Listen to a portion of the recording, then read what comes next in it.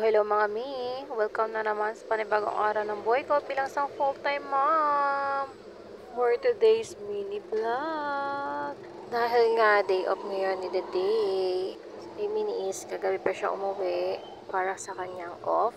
3 nights and 2 days day off ni the day ngayon. Ay namalengke nga muna kami dito sa pinakabayan namin dahil wala nang laman ang aming fridge.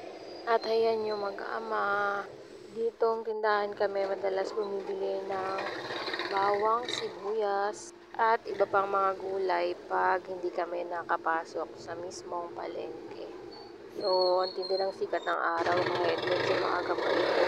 And then, dumaan kami dito sa may bukuhan para syempre bumili. At dumaan din kami dito sa parang talipapa.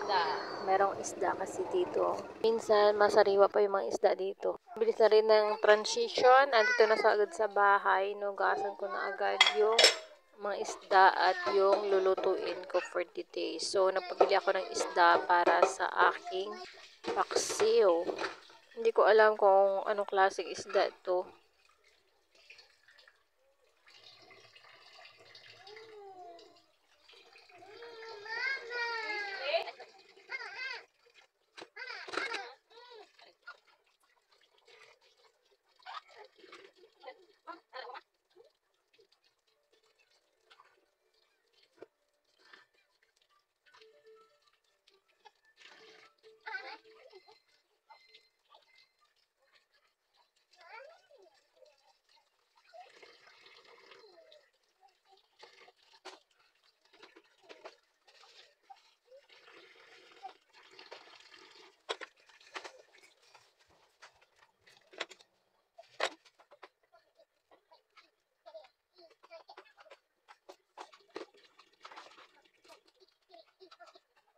So, ayan na nga at i-prepare ko na ang aking lulutuing paksiw na isda. Ay, maliliit lang to. Nagayat na ako dito ng luya at saka itong sibuyas.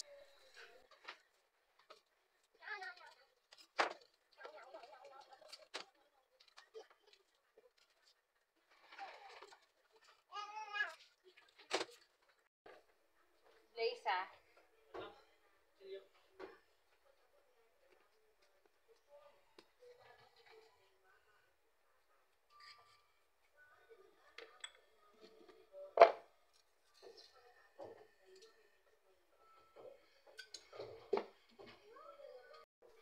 So, ito na mga mi at ready na para ating lutuin. Saglit lang naman lutuin itong paksiw na ito. So, papakuluan lang naman natin ito hanggang mabawasan yung tubig. So, anyway, hindi pala ako naglagay dyan ng tubig. Purong suka pala yan. At saka yung suka ko ay suka ng coconut. Yung tuba na suka. At pagkatapos ko naman isalang yung paksiw ay dito naman ako sa atay tsaka balon-balunan ng manok. So ngayon ay balon-balunan ng manok lang ang aking lulutuin. Since na matagal na kaming hindi nakakain ito, so mag-iimbento ako ngayon ng lulutuin na balon-balunan ng manok. So wala akong recipe dito sa aking lulutuin na balon-balunan ng manok. Linisin ko muna mabuti to dahil may mga tirang dumi pa. So, kailangan tanggalin yan. At tanggalin din ibang taba-taba dito nakadikit sa balon-balunan na manok.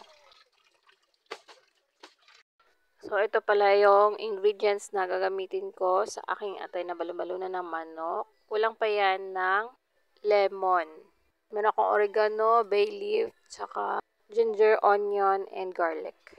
At yung iba pa mamaya.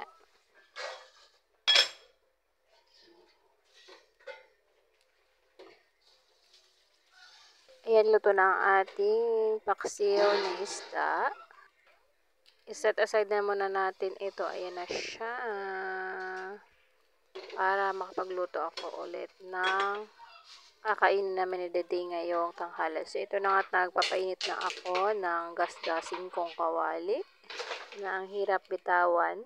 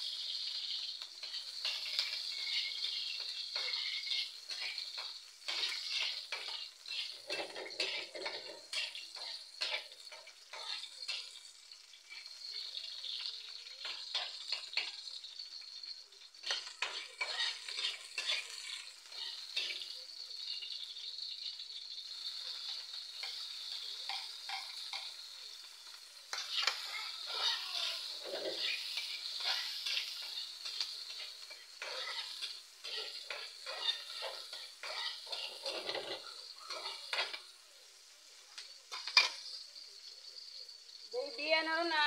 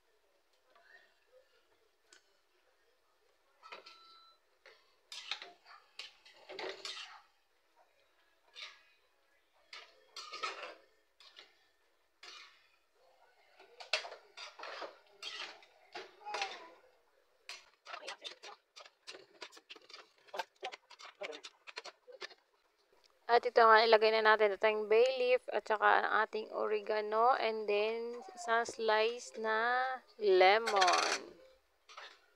Pagalo-haliin lang natin yan.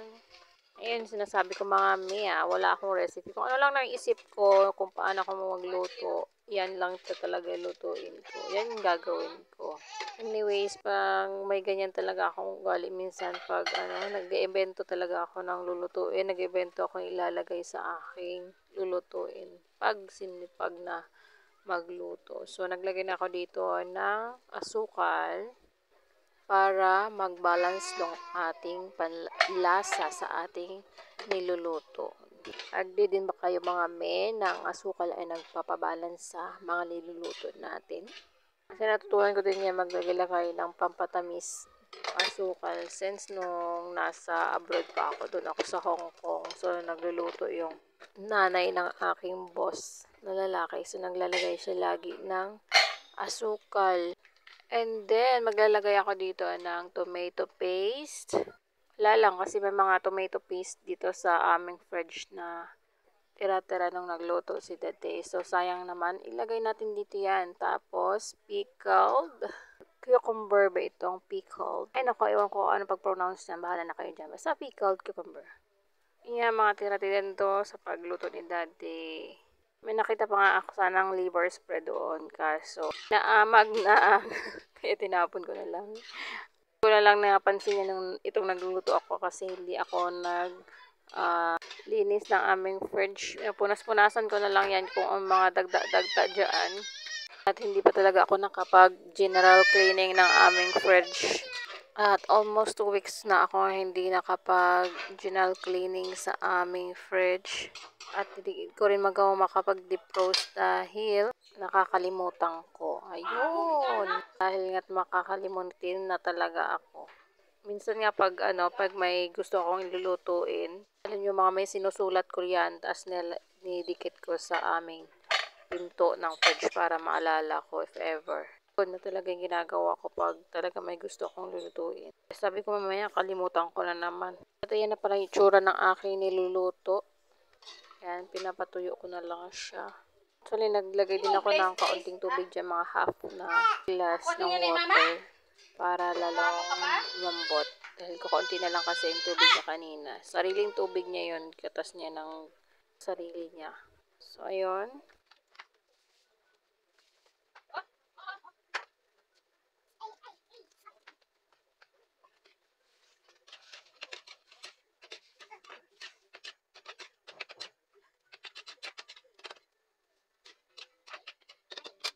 So, eto na ang aking pachambang niluto for today. Balbalo na ng manok. So, kainin mga may. Yeah, may rice tayo.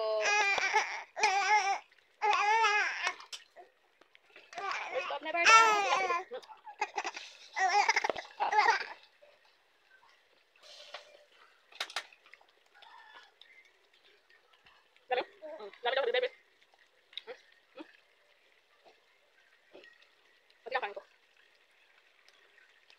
So, that's it for today, mga mi. Thank you for watching. God bless.